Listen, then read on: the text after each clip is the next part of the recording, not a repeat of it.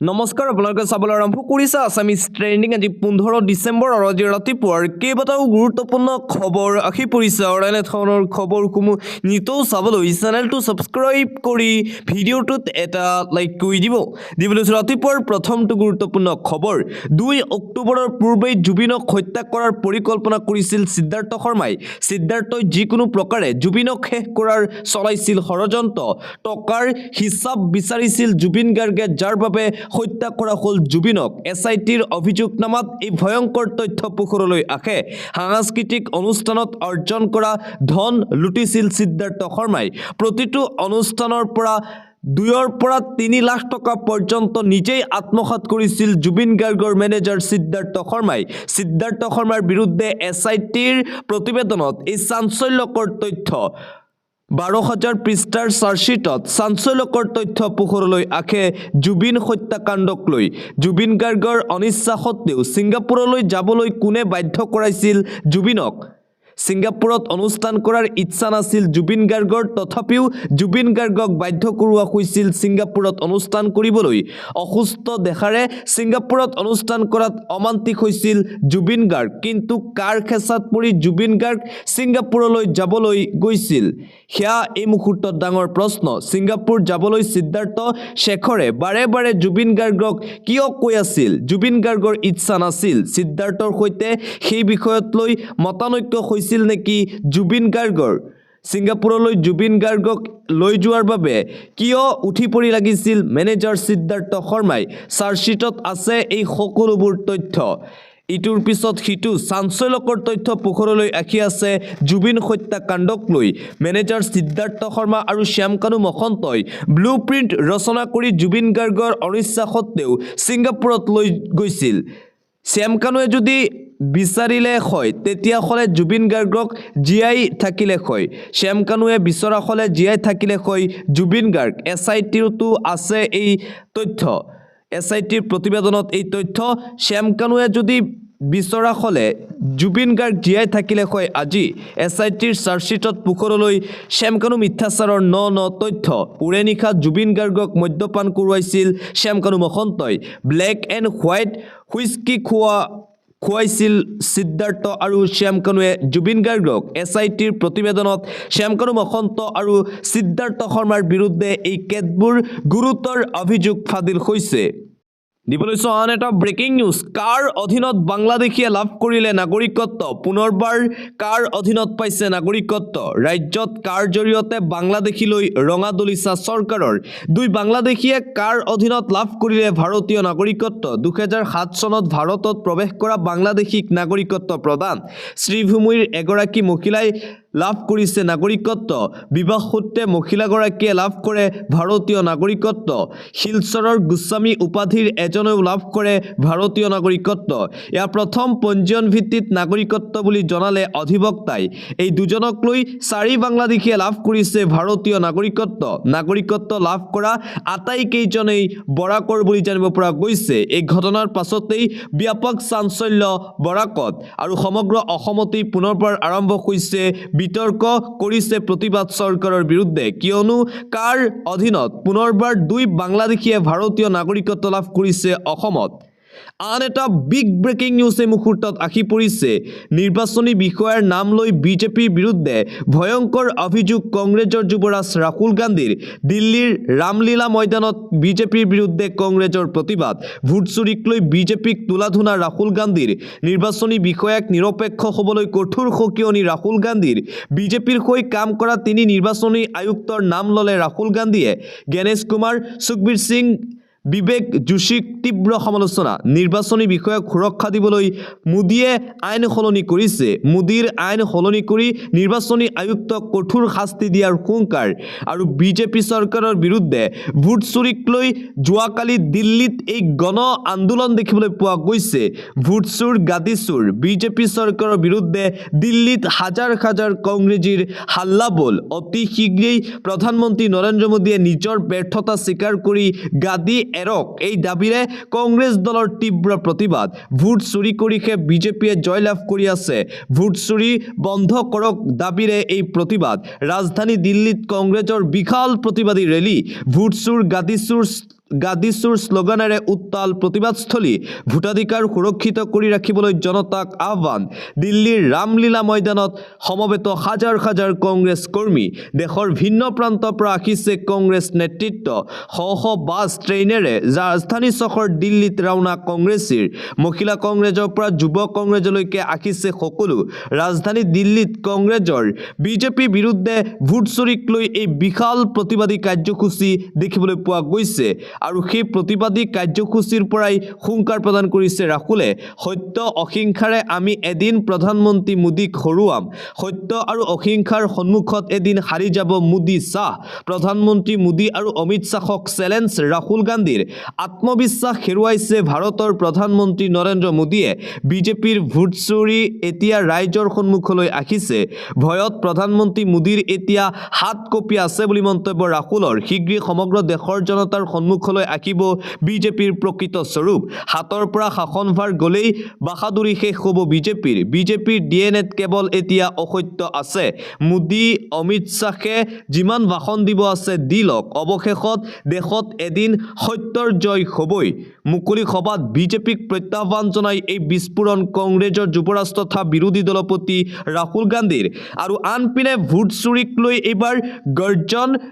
প্ৰদেশ কংগ্ৰেছৰ সভাপতি তথা যোৰহাট লোকসভা সমষ্টিৰ সাংসদ গৌৰৱ গগৈয়ে উদাত্ত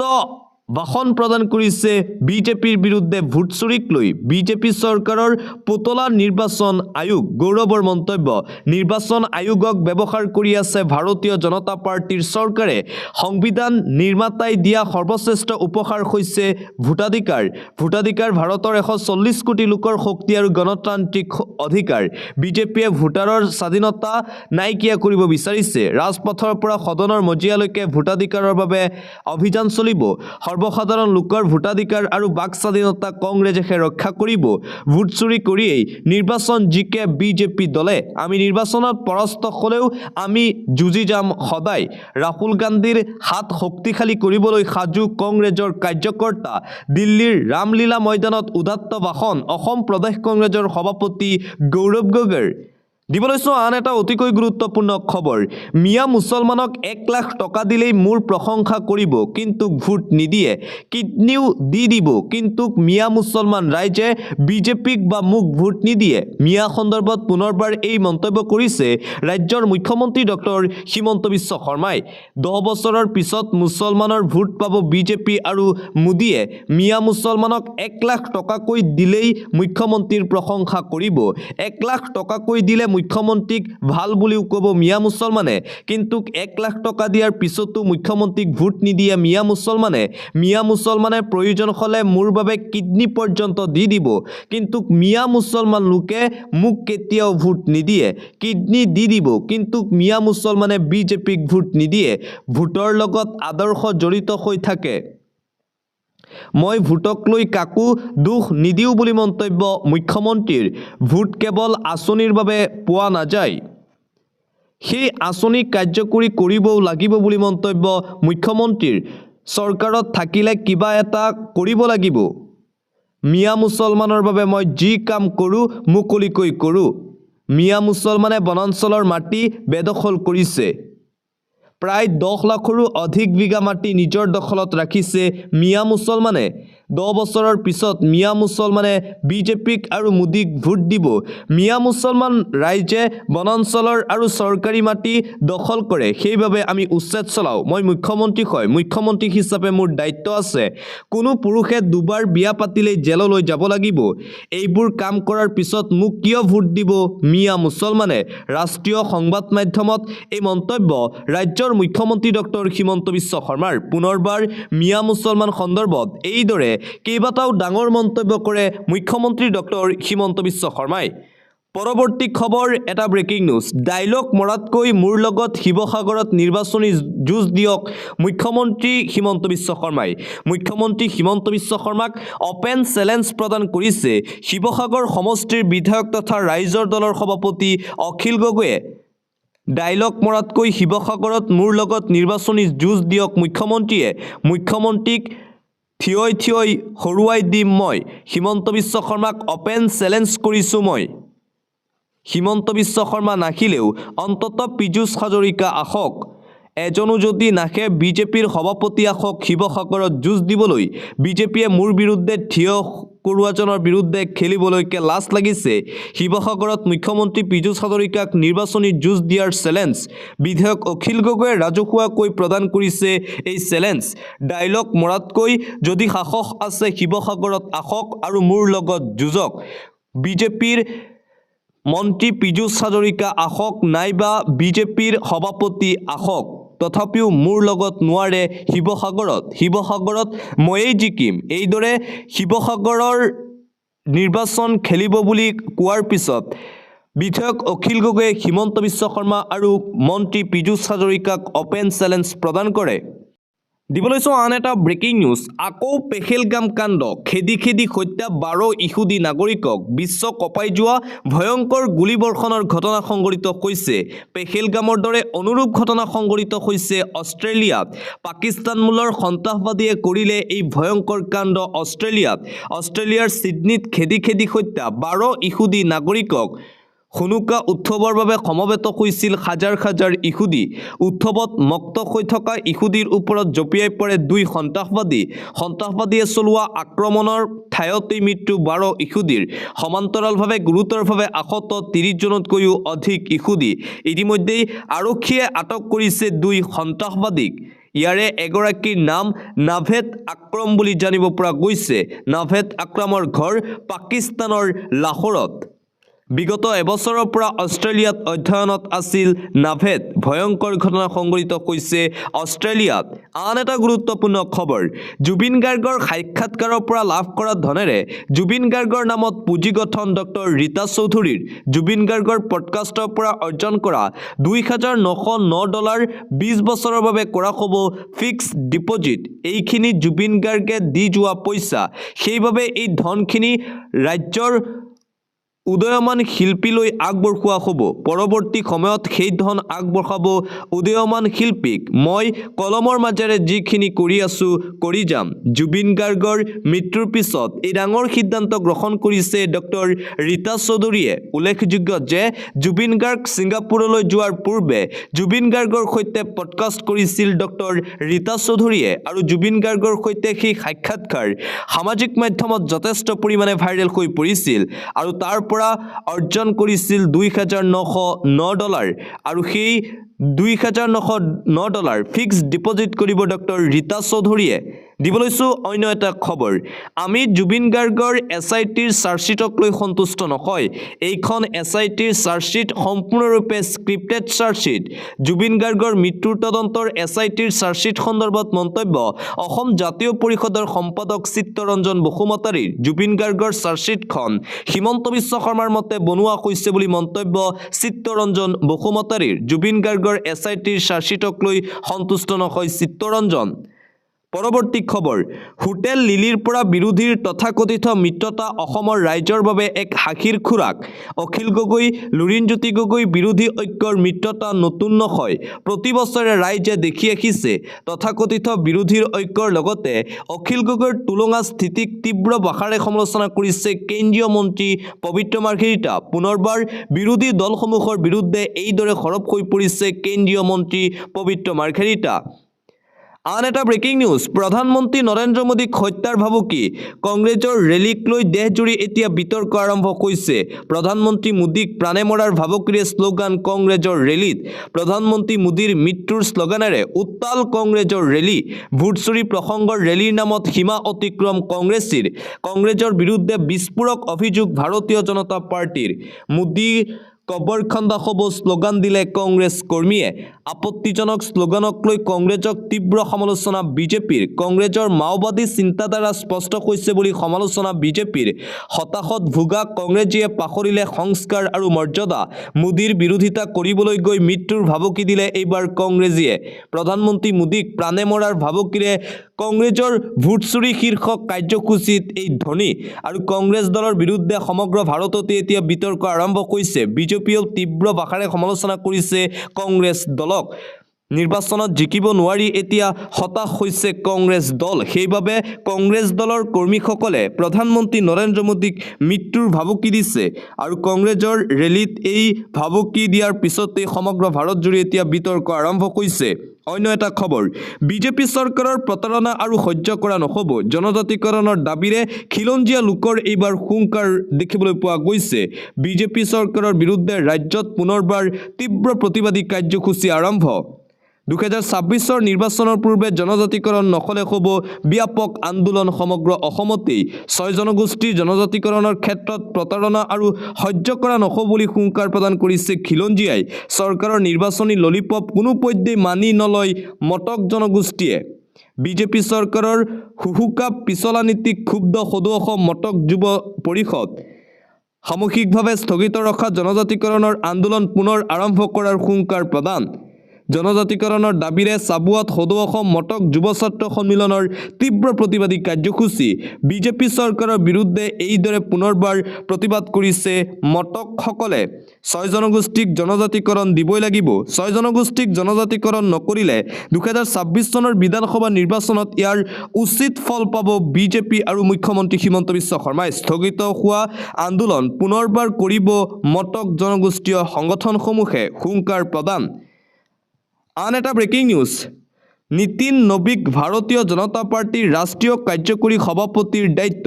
জ্যেষ্ঠ নেতাগৰাকী বিহাৰৰ কেবিনেট মন্ত্ৰী হিচাপেও দায়িত্বত আছে নীতিন। অন্য এটা খবৰ, আপোনাৰ ঘৰত পুৰণি ম্যাদ উকলা বাসন আছে নেকি? তেন্তে শীঘ্ৰেই কৰক এই কাম। 31 মাৰ্চ অন্তিম তাৰিখ।